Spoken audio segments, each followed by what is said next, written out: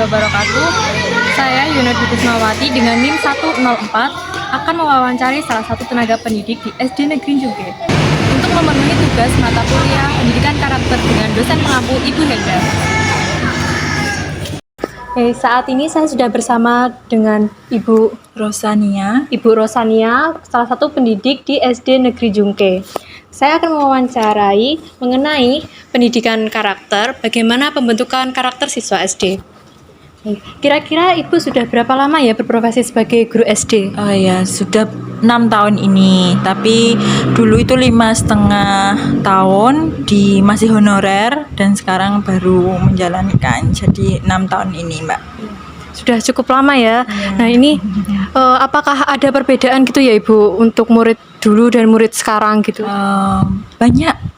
Dulu zaman saya masih sekolah sama sekarang yang saya bina anak-anak itu beda sekali Mbak. Antara saya pertama kali jadi guru sampai sekarang ya juga beda Mbak. Anak-anak itu banyak karakter anak-anak yang condongnya lebih ke Gen Z ya, maksudnya Gen A atau Gen Z ya sekarang itu Gen Z ya. Itu kan banyak yang kata-katanya, terus perilakunya itu sama dengan yang ada di HP kebanyakan itu. Ya, jadi gadget ini berpengaruh besar sekali ya Ibu ya. Sangat berpengaruh. Kira-kira ya Ibu, tantangan terbesar apa dalam mendidik karakter murid SD untuk saat ini? Tantangan terbesarnya kalau anak yang saya ampuh itu kan sudah anak kelas tinggi ya. Jadi untuk tantangan saya itu tentang adabnya anak. Jadi perilakunya setiap hari anak itu kan dengan dulu kan beda sekali kan. Ada perilaku terhadap guru, terhadap temannya. Itu sekarang anak ke guru dengan anak dengan teman sebayanya itu dia itu hampir tidak bisa membedakan. Caranya itu maksudnya anak itu sama dengan guru, ngobrol sama guru, dengan ngobrol antar siswa, antar teman sebayanya itu hampir sama karena pengaruh gadget tersebut, kebanyakan seperti itu. Kira-kira ini metode pembelajaran atau pendekatan yang bagaimana ya Ibu ini supaya karakter yang seperti ini tuh bisa dirubah menjadi lebih baik begitu?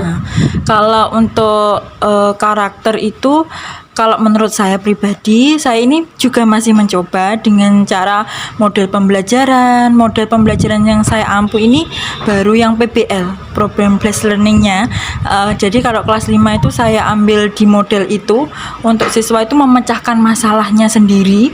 Jadi masalah di pembelajaran itu banyak ya, pembelajaran di kelas 5 kan materi yang paling sulit di sekolah dasar kan. Nah, maka dari itu saya ambil di model pembelajaran problem based learning itu untuk siswa itu bisa memecahkan permasalahan tersebut.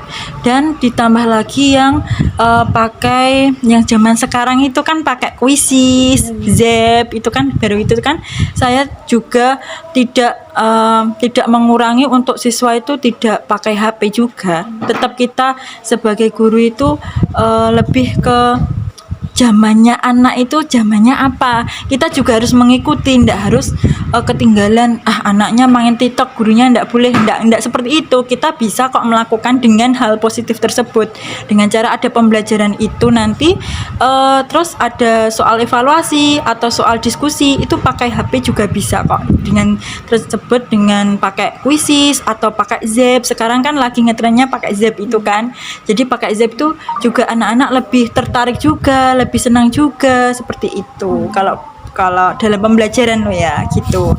Dan ada tambahan seperti karakter. Jadi kalau karakter itu saya tambahkan di pas saat mereka itu selesai diskusi, mereka itu lebih ke pas presentasinya saya kan menerapkan adab yang baik terhadap teman sama terhadap guru. Jika mau ngobrol sama guru bagaimana, terus antar sebaya bagaimana. Jadi ditekankan lebih ke situnya, jadi agar anak itu ndak didikte. Kalau anak sekarang kan ndak mau kan didikte kan gitu, guru juga ndak mau. Nah itu kan dengan cara seperti itu kan mereka juga sudah belajar kan dengan hal tersebut, seperti itu Mbak. Ya, ini kan untuk mendidik pasti tidak lepas dari peran orang tua ya Ibu. Nah, ini kira-kira untuk melibatkan orang tua dalam mendidik murid ini, sekolah ini menyiapkan program seperti apa, Ibu? Ya, terima kasih, bagus sekali. Nah, ini terutama di SD Negeri Jongge itu antara guru dan orang tua itu sangat erat hubungannya. Jadi di WA dan saat pertemuan juga pas wali murid itu adanya visi misi juga, itu ada keterlibatan dengan orang tua. Jadi visi misi sekolah dengan orang tua itu disamaratakan. Maksudnya disamaratakan itu bagaimana ya dengan kesepakatan seperti ini. Nah, orang tua pun setuju, guru dan semua pihak akan kerjasama dengan tersebut. Karena kalau hanya guru dan maksudnya di sekolah saja, kan siswa juga di sekolah terlalu ketat kan sekarang gitu kan. Kalau di rumah biasa aja. Kalau adanya kesepakatan antara orang tua dan wali murid, maksudnya orang tua di sekolah, guru terutama, dan wali murid di rumah kan, kalau sudah ada kesepakatan mereka, jadi kan mereka antara saya dengan maksudnya semua guru dengan di sekolah dan wali murid kan, kalau sudah ada kesepakatan bersama dalam mendidik seperti ini kan, jadi ada kesinambungan kan antara kita bersama. Jadi anak itu juga bisa, oh ternyata di rumah juga sama kok seperti ini, di sekolah juga seperti ini. Jadi tidak ada antara siswa dan guru itu jarak yang terlalu jauh gitu, seperti itu, Mbak. Untuk saat ini kan untuk kurikulumnya kan kita memakai kurikulum Merdeka, Ibu. Nah, ini kira-kira peran kurikulum Merdeka dalam meningkatkan karakter yang baik pada anak peserta didik itu bagaimana, Ibu?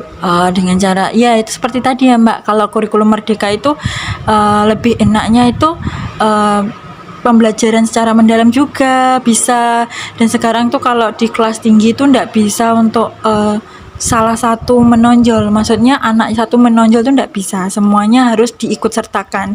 Anak yang bisa condong ke pendengarannya, condong ke visualnya, auditory, terus visual itu kan beda-beda kan anak. Jadi disatukan dengan cara model pembelajaran dan adanya HP itu untuk pembelajaran dan karakternya juga itu disatukan. Jadi biar kurikulum tersebut bisa diterapkan di sekolah, terutama di kelas tinggi seperti itu, Mbak.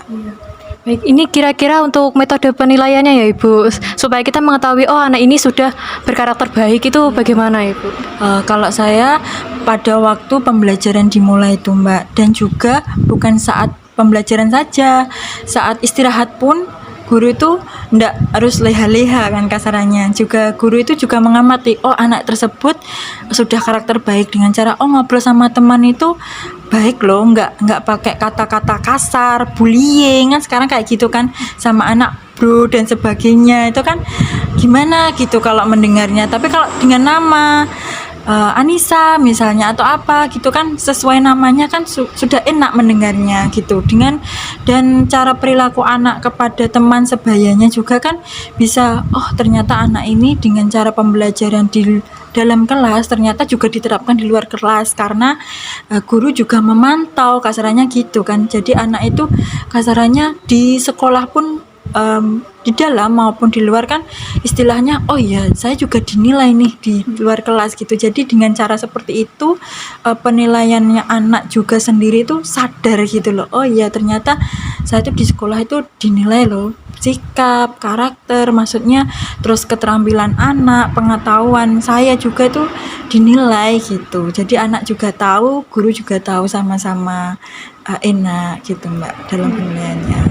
Baik, ini kan tadi sudah ada metode, sudah ada penerapannya ya, Ibu. Nah, sekarang kira-kira apa harapan Ibu untuk kedepannya tentang pendidikan karakter pada sekolah SD ini? Ya, kalau menurut saya sendiri pendidikan karakter itu sangat-sangat penting ya, dasarnya, pondasinya. Kalau ndak ada karakter, ya.